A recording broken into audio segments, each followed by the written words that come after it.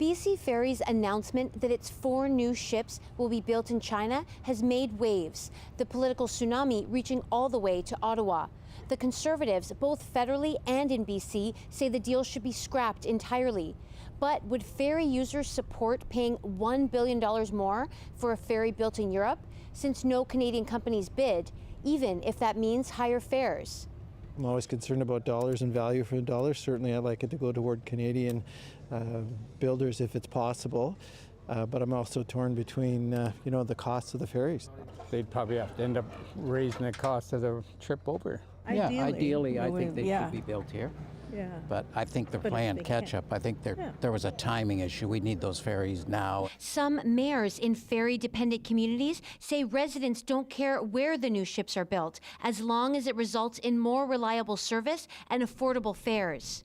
As ferry-dependent users, I think it's fair to say we need them. We don't really care now because we need them. The procurement discussion is I think a little bit disconnected from the discourse that we're seeing, and I'm not sure how big of a deal it actually is, particularly if there isn't Canadian capacity to build those vessels. Premier David Eby says BC Ferries is getting short shrift when it comes to federal cash for ferries compared to Atlantic Canada. BC Ferries received just over $35 million from Ottawa last year. Based on nearly 23 million passengers that year, that amounts to $1.50 per passenger.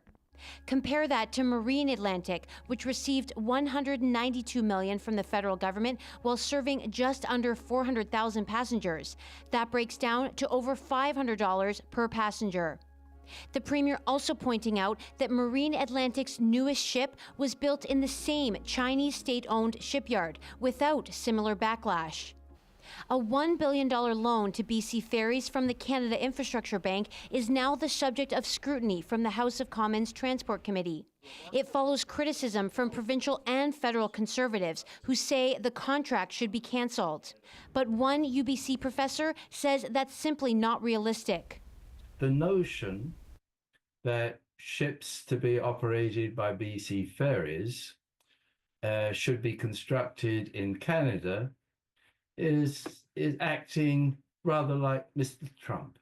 We have fundamentally to accept that we can't do all things, and that we rely on a competitive process to use resources most efficiently for the benefit of consumers. For these ferry users, the upgraded vessels, no matter where they're built, cannot come fast enough. Katie DeRosa, CBC News, Victoria.